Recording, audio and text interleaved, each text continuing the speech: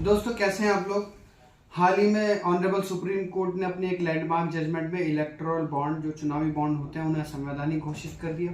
साथ ही state bank of India को यह ऑर्डर भी कर दिया कि वो इस जो भी पूरी जानकारी जिन्होंने भी आज तक चुनावी बॉन्ड को खरीदा उनको जो है इलेक्शन कमीशन ऑफ इंडिया को सौंप दे। उसी की चर्चा चारों तरफ व्याप्त है, परंतु बहुत सारे लोग ऐसे हैं जो चुनावी बॉन्ड के बारे में, इलेक्टोरल बॉन्ड के बारे में बहुत ज़्यादा नहीं जानते। तो उन्हीं के लिए वीडियो है कि इलेक्टोरल बॉन्ड क्या है, इसमें क्या त्रुटियां थी, क्या इसमें खूबियां थी और क्यों इसे ऑनरेबल सुप्रीम कोर्ट की संवैधानिक बेंच ने क्यों इसे असंवैधानिक घोषित कर दिया। इन सब पर एक वीडियो बनी। दोस्तों जैसे कि आप सभी जानते हैं कि हमारा भारत देश एक लोकतंत्र है और लोकतंत्र में समय समय पर चुनाव होते हैं और चुनाव लड़ती हैं राजनीतिक पार्टियां। और इन चुनाव लड़ने के लिए राजनीतिक पार्टियों को चाहिए चंदा, और चंदे का ही एक रूप है ये इलेक्टोरल बॉन्ड भी।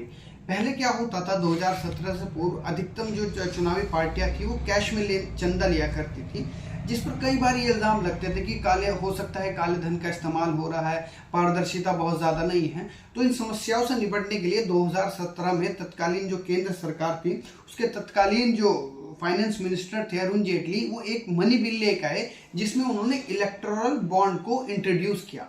अब ये सवाल ये उठता है कि इलेक्टोरल बॉन्ड होता क्या है। इलेक्टोरल बॉन्ड अगर मैं बहुत आसान भाषा में कहूँ, जैसे 10 रुपए का, 20 रुपए का, 100 रुपए का एक नोट होता है, उसी तरह से इलेक्टोरल बॉन्ड भी होता है। तो उसमें केंद्र सरकार ने क्या किया, केंद्र सरकार ने स्टेट बैंक ऑफ इंडिया को यह पावर दे दी कि वह साल में हर 3 महीने में 10 दिन के लिए ये इलेक्टोरल बॉन्ड जारी करे। और वो कितने कितने के जारी करे, 1000 रुपए के, 10,000 रुपए के, 1 लाख रुपए के, 1 करोड़ रुपए के चुनावी बॉन्ड जारी करे। और कोई भी व्यक्ति जो अपनी पसंदीदा पार्टी को चंदा देना चाहता है वो स्टेट बैंक ऑफ इंडिया से वो चुनावी बॉन्ड खरीद कर अपनी पार्टी को दे दे। उदाहरण देकर समझाता हूँ। मान लीजिए मैं एक व्यक्ति हूँ, मुझे अपनी एक पार्टी पसंद है जिसका नाम ए है और मैं उस एक पार्टी को चंदा देना चाहता हूँ। तो मैं क्या करूँगा, मैं उन 10 दिन में जिसमें स्टेट बैंक ऑफ इंडिया उन चुनावी बॉन्ड को जारी कर रहा है उसमें स्टेट बैंक ऑफ इंडिया जाऊंगा और 10,000 रुपए के चुनावी बॉन्ड खरीदूंगा। उन चुनावी बॉन्ड को लेकर मैं उस पार्टी के ऑफिस जाऊंगा, उस पार्टी के ऑफिस में उन चुनावी बॉन्ड को 15 दिन के भीतर दे दूंगा और वो जो पार्टी है वो चुनावी बॉन्ड को लेगी और वापस स्टेट बैंक ऑफ इंडिया जाएगी, चुनावी बॉन्ड देगी और 10,000 रुपये वहाँ से प्राप्त कर लेगी। इस हिसाब से मैंने 10,000 रुपये का चंदा अपनी पसंदीदा पार्टी को दे दिया। और अगर ये 15 दिन के अंदर वो राजनीतिक पार्टी ना बुझाए, मान लीजिए मैंने एक जगह से स्टेट बैंक ऑफ इंडिया से ले लिया, उन्हें दे दिया और 15 दिन के भीतर उन्होंने उस चुनावी बॉन्ड को स्टेट बैंक ऑफ इंडिया से ना बुनाया, तो वो पीएम केयर फंड में चला जाएगा सारा पैसा। तो यही है चुनावी बॉन्ड। अब इसमें प्रॉब्लम कहाँ ही दोस्तों, इसमें केंद्र सरकार ने रिस्ट्रिक्टेड कर दिया स्टेट बैंक ऑफ इंडिया को कि वह बताए कि उससे आखिर चुनावी बॉन्ड खरीदा किसने। और उधर उन पार्टियों पे भी कोई ऐसा कानून नहीं लगाया कि वो पार्टी बताए कि उसे चंदा किसने दिया। इससे नुकसान ये हुआ कि लोगों को यह पता चलना बंद हो गया कि चुनावी बॉन्ड के थ्रू कौन सी कंपनी, कौन सा व्यक्ति किस पार्टी को चंदा दे रहा है और कितना चंदा दे रहा है। एक तो ये कमी हुई।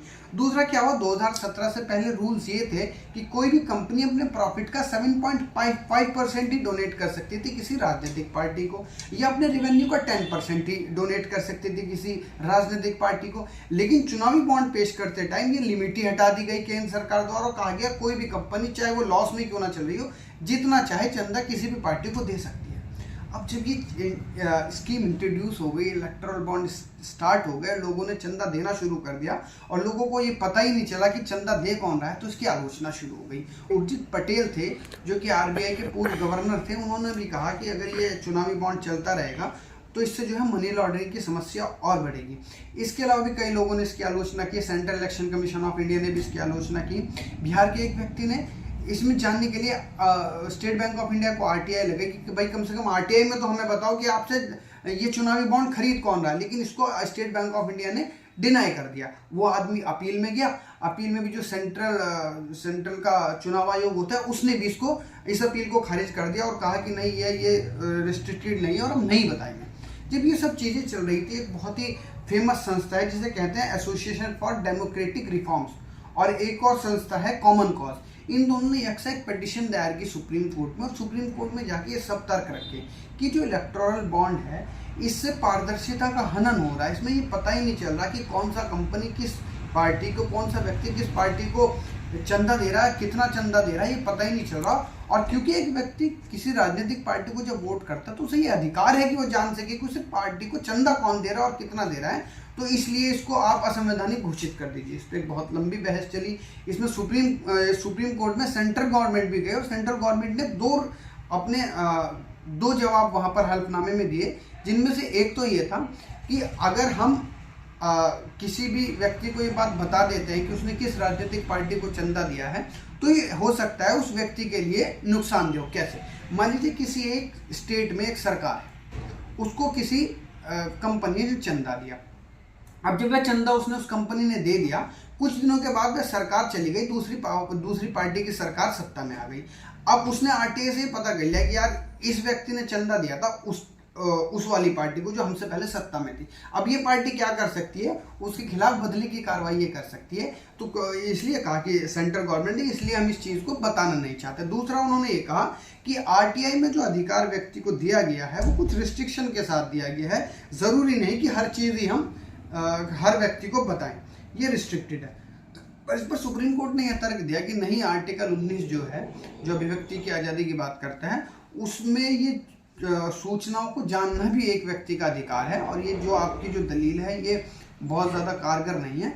और इन दलीलों को खारिज करके सुप्रीम कोर्ट ऑफ इंडिया ने उस इलेक्टोरल बॉन्ड के पूरे सिस्टम को असंवैधानिक घोषित कर दिया। और असंवैधानिक घोषित करने के साथ साथ स्टेट बैंक ऑफ इंडिया को ये ऑर्डर भी किए कि आज तक 2017 से और आज तक जितने भी लोगों ने इलेक्टोरल बॉन्ड खरीदे हैं वो आप पूरा data election commission of India को दीजिए, और इलेक्शन कमीशन ऑफ इंडिया 13 मार्च तक उस पूरे डाटा को अपनी वेबसाइट पर सार्वजनिक करेगा।